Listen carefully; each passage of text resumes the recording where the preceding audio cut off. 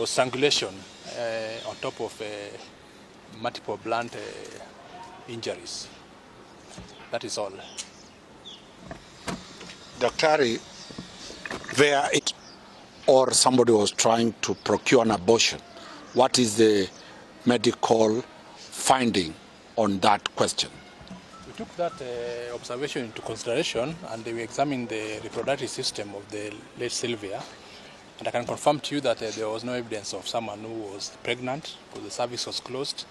The uterus was also non-gravid, meaning that the uterus which was not having any baby inside.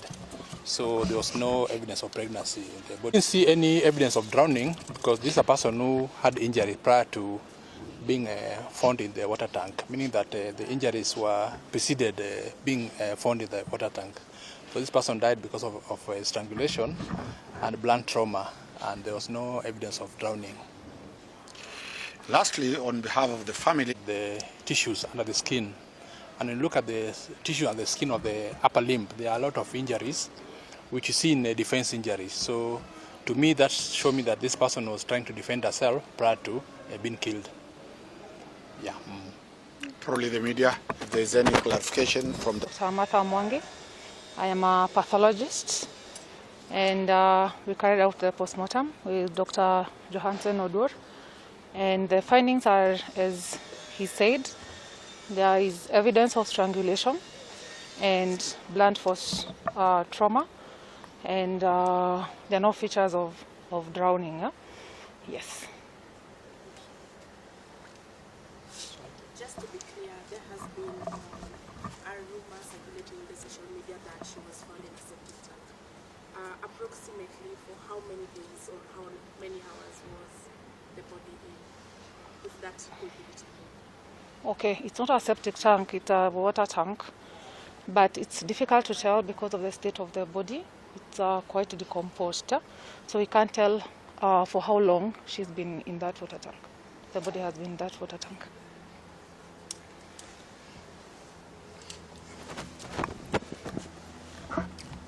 On the skin, but the body is otherwise intact. Very well, thank you very much. It's very, very clear that this was murder most foul.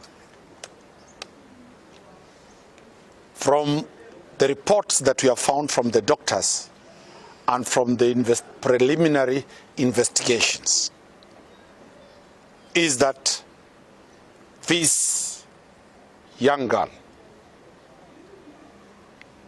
was murdered in her room, then transported in an alleged briefcase, from her room to the room of the suspect, where she was removed from the bag, placed on a bed of the suspect, and covered with a blanket. Left there, the man went. Later, he came back, packed again the body in that suitcase. Then after packing the body in that suitcase, put it as a pillow on his bed. He lied on it. He became uncomfortable. He removed that suitcase, placed it aside. This is a university hostel, tiny. The room had 3 students, adults, male. One came at around 8 p.m., another one came at around 11 p.m. The body lay there. Then the body, towards the wee hours of the morning, was carried and taken to the top of 4th floor of the university building. To access the 4th floor, one needs to move up the stairs and move the ladder, the metal ladder, towards where the tanks, the water tanks, are stored. Then drop the bag or the body inside the water tank. It is humanly not possible that one person could have carried a body of a girl who was around 55 to 60 kgs. The questions the family are pushing across to the DCI and the ODPP is, one, what is the role of the university in protecting girls who are in the dormitories or the hostels that are owned by the university? Two, where were the security apparatus of the university? Because this is a hostel within the university. Third, I happened to be among the defense team of Top Cohen's matter.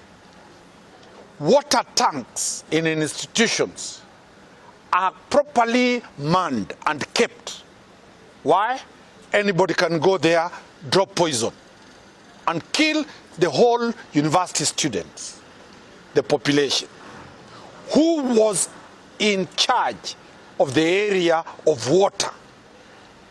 There must have been a security guard positioned there. This happened during the day, not at night. Nobody saw when all these things were being done. We, as lawyers of the family, Shadrach will address that. We shall be moving with speed to get the university being part and parcel of this issue. Remember, this is an attack on femicide, killing based on gender. This is not an ordinary attack. And the country needs to be alert that if we are not ready to protect our daughters, they will be killed in public institutions, they will be killed in private hostels, they will be killed not because of anything, but because of the paranoid nature and the attack on women. We call upon all the women legislators, we call upon all the women organizations to come to the aid of this young daughter who faced death in a very cruel manner. Yesterday, we had a chance to go to the family. The mother is a single mother. She is coming from Kawangware. It is a deplorable issue. We have funded this thing through my law firm's wing of charity called Sheria Mtaani by Shadrach Wamboi. It is an NGO we have that helps providing legal services and providing for financial support. We shall be opening an appeal to fund the burial, a decent burial for this young Kenyan who has lost death. We shall be appealing to every wish, anybody who is ready to assist this family.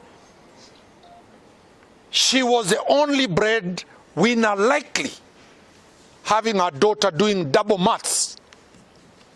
It is not a joke. She was in first year. The mother is devastated. There are two young twins who are 5 years old. She doesn't know how to educate them. she doesn't know how to deal with them. But as I strongly appeal to well-wishers to come and support this family, to lay the deceased, then we pursue on our part no legal fees.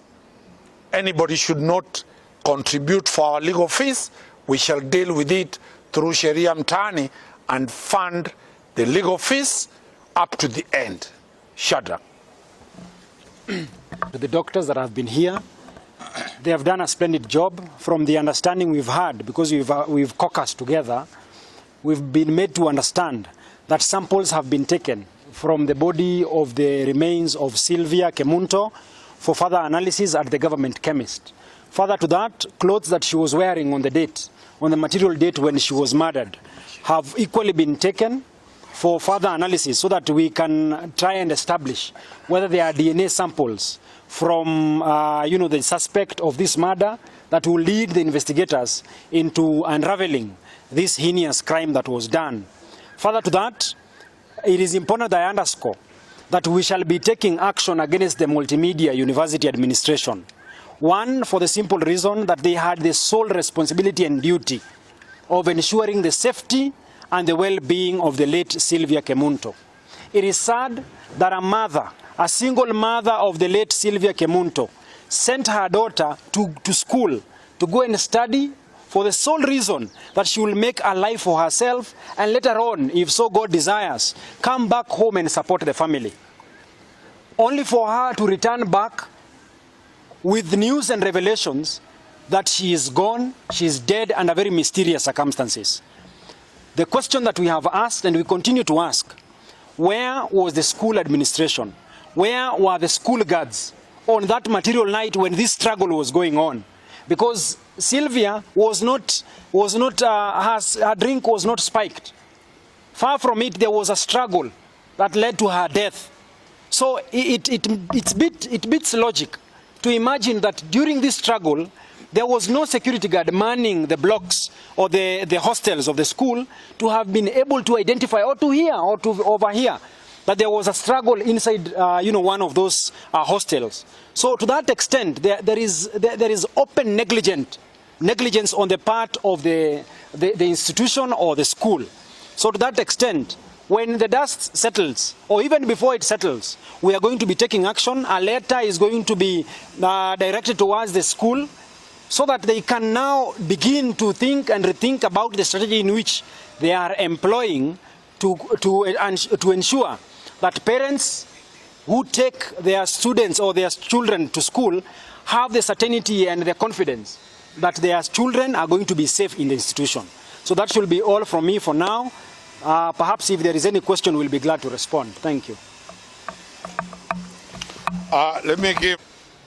The family has opened a pay bill called Sylvia Kemunto Ayaye, pay bill number 806 2295. Sylvia Kemunto Ayaye, pay bill 806 2295. Kwa Kiswahili, Safaricom pay bill nambari 8062295. Nirudie, pesa mortuary. Where is the university? The body being done post-mortem belongs to a student of a university, a public university funded by 55 million Kenyans. They can't even show remorse to be present to see a post-mortem of one of their own. It is sad, it is cruel, it is bad, but we shall work together with this family, and at one day, as Christians, we believe they will be reunited with Sylvia when Jesus comes the second time. Thank you very much. The This is our family. I'm an uncle to the late. We are devastated by the happenings, and as a family, we want to thank the support that we've gotten from the general public, the whole country. We also want to thank the doctors who have done a wonderful job to unearth what was a mystery. We want to thank our lawyers who have stood with the family. It's not been easy. We thank you so much. And as a family, all we can say, let justice be done. We appeal to the government to put all the machinery possible so justice is done to this poor family. Thank you so much, and thank you for your support, and we hope you will work with us all through. Thank you. As you've heard from the doctors, we are satisfied with the report. Whatever they have given, that was our suspicion, and we are satisfied with the results that we've gotten. Thank you so much. Thank you.